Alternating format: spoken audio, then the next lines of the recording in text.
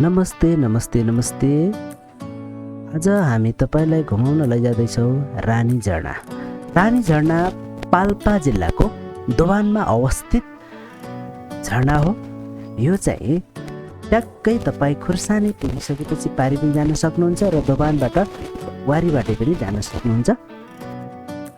प्राकृतिक दृष्टिले मनोरम ठाउँ। माथिबाट झरना झरेको छ र तलपट्टि पोखरी बनेको छ।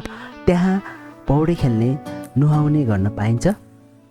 यहाँको पुरानो किंवदन्ती अनुसार रानी यहाँ पोखरीमा नुहाउन आउने र नुहाउन आउँदाखेरि आफ्नो सुनको औँठी खसालेको र माछालाई निलेको हुनाले यहाँका माछाहरू सबै सुनौला रङका भएको किंवदन्ती रहेको पाइन्छ।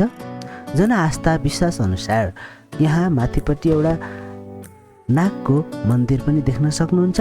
नाग बेला बेलामा निस्कने र हराउने गरेको भन्ने कुरा पनि यहाँका जनसमुदायबाट सुन्न पाइन्छ।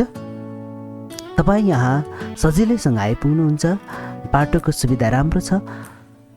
आन्तरिक पर्यटकहरूको घुइँचो लाग्ने गरेको देख्छौँ हामी।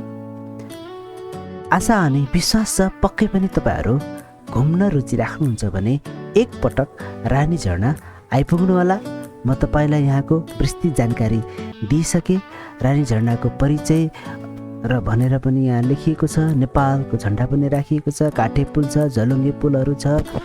सजिलो छ, आउनको लागि त्यति गाह्रो छैन। यदि तपाईँ घुम्न मन पराउनुहुन्छ भने एकचोटि रानी झरनालाई पनि नछुटाउनु होला घुम्नको लागि।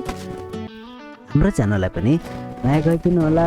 लाइक, कमेन्ट, सब्सक्राइब त पक्कै गरिदिनु हुनेछ भन्ने आशा गरेको छु।